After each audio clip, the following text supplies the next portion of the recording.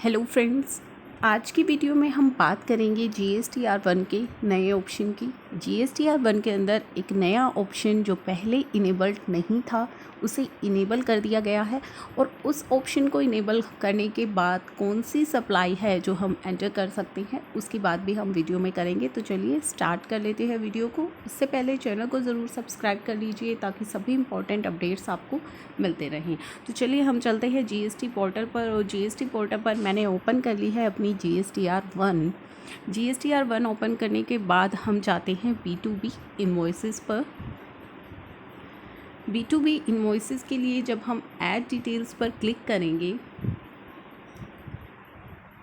तो आप देख पा रहे हैं ऐड इनवॉइस में हमें जो ऑप्शन मिल रहे हैं, सबसे पहले है डीम्ड एक्सपोर्ट, उसके बाद है SEZ supplies with payment, SEZ supply without payment and supply covered under section 7 of IGST। तो अब यहाँ पे हम कौन कौन सी सप्लाई जो है एंटर कर लेते हैं। डीम्ड एक्सपोर्ट हम एंटर कर सकते हैं। SEZ सप्लाई विद पेमेंट का ऑप्शन इनेबल नहीं है, विदाउट पेमेंट का ऑप्शन भी इनेबल नहीं है, लेकिन SEZ covered under section 7 of IGST act जो ऑप्शन पहले इनेबल्ड नहीं था उसको इनेबल कर दिया गया है। तो इस ऑप्शन को इनेबल कर दिया गया है। अगर मैं इस ऑप्शन पे क्लिक करती हूँ तो आप देख पाएंगे कि नीचे जो आइटम डिटेल्स है वहाँ पे इंटीग्रेटेड टेक्स्ट का ऑप्शन मुझे मिल जाएगा।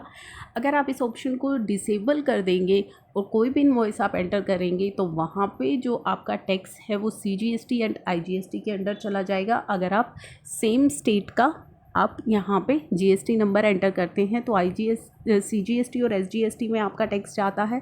लेकिन अगर आप इस ऑप्शन को इनेबल कर देंगे तो आपका जो टैक्स होगा वो IGST के अंदर जाएगा। क्यों जाएगा? क्योंकि हमारा सेक्शन 7 जो मैंने यहाँ पे सेलेक्ट कर लिया है वो किन सप्लाईज़ की बात करता है ये हम जान लेते हैं। जैसे ही आप इस ऑप्शन को इनेबल करेंगे तो बाय डिफ़ॉल्ट आपकी जो एंट्रीज़ है वो IGST के अंदर चली जाएंगी। IGST के अंदर जो आपका टैक्स है वो चला जाएगा।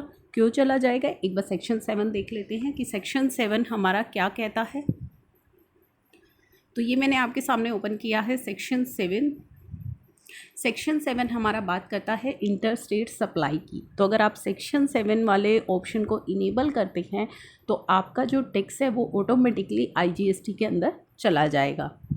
Subject to the provision of section 10, section 10 के प्रोविजंस जो है वो एप्लीकेबल रहेंगे। अगर आपके ऊपर सेक्शन 10 के प्रोविज़न एप्लीकेबल होते हैं तो आपके ऊपर वही एप्लीकेबल होंगे। सेक्शन 7 के प्रोविजंस आपके ऊपर एप्लीकेबल नहीं होंगे। Where the location of the supplier and the place of supply are इन।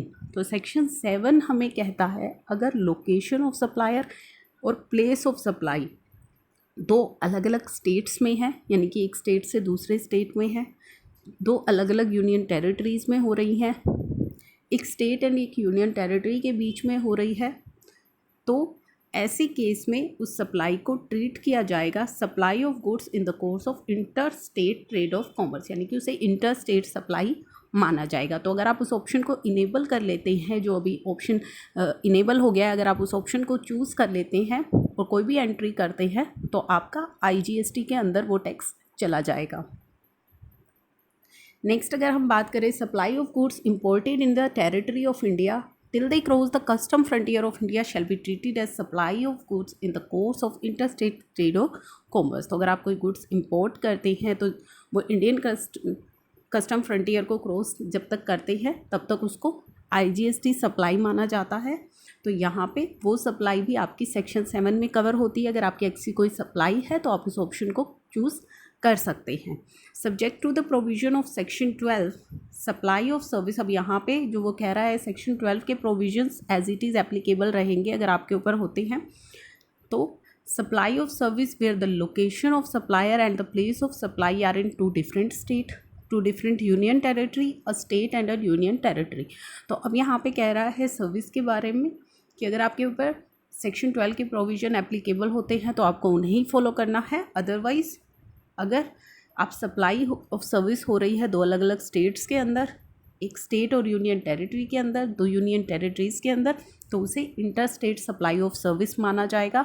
अगर ऐसी आपकी कोई सप्लाई है तो आपको उस ऑप्शन को चूज़ करके एंटर करना है।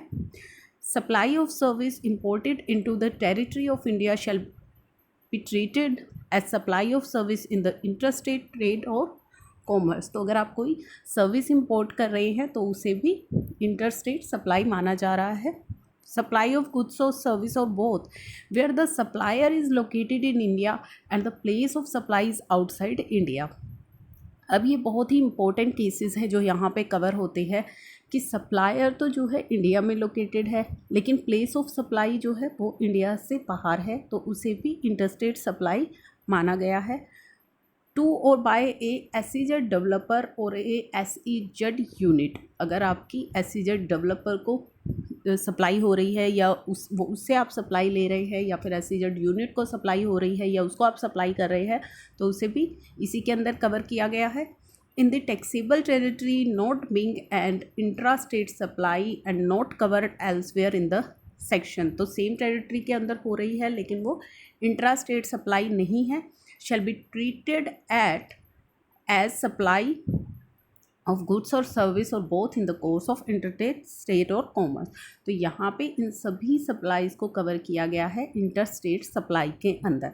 तो सेक्शन 7 के अंदर ये सभी सप्लाई जो है कवर हो जाती है अगर हम इस ऑप्शन को सेलेक्ट करते हैं जो हमारा GSTR 1 के अंदर इनेबल किया गया है, और हमारी ऐसी कोई सप्लाई है जो सेक्शन 7 के अंडर कवर हो रही है, तो उनकी एंट्री हम यहाँ पे अब इजीली कर सकते हैं। पहले ये ऑप्शन इनेबल नहीं था जिससे कि हम ये एंट्री नहीं कर पा रहे थे। तो अगर आपकी कोई मिस्टेक इस तरीके की हो गई है पहले, तो उसे भी अब आप यहाँ पे ठीक कर सकते हैं कि अगर कोई ऐसी सप्लाई आपकी थी जो CGST SGST में चली गई है, तो उसे अब आप IGST के अंदर डाल सकते हैं क्योंकि इस ऑप्शन को इनेबल कर दिया गया है। तो ये थी GSTR 1 से रिलेटेड बहुत ही इम्पोर्टेंट एक इन्फॉर्मेशन जो ऑप्शन अभी इनेबल किया गया है। रेक्टिफिकेशन भी हो सकती है और अगर आपकी कोई ऐसी सप्लाई है तो वो भी आप यहाँ पे एंटर कर सकते हैं। इसी के साथ GSTR 1 की जो डेट है फॉर द क्वार्टर एंडिंग 31 मार्च 2020, उसको आप फाइल कर सकते हैं 30 जून 2020 तक। तो यहाँ पे इस चीज़ का इम्पोर्टेंट इन्फॉर्मेशन मैं आपको इसीलिए दे रही हूँ क्योंकि काफ़ी सारे लोग जो है अभी तक हो सकता है उन्होंने फ़ाइल ना करी हो। तो लास्ट डेट जो है फाइलिंग की वो मैं आपको बता रही हूँ। GSTR 1 के लिए 30 जून 2020 तक आप अपनी क्वार्टरली GSTR 1 फाइल कर सकते हैं, और उसी के साथ साथ आप जो मंथली फाइलर्स हैं उनके लिए भी 30 जून 2020 कर दी गई थी। For the month of March, April and May आप अपनी GSTR 1 फाइल कर सकते हैं।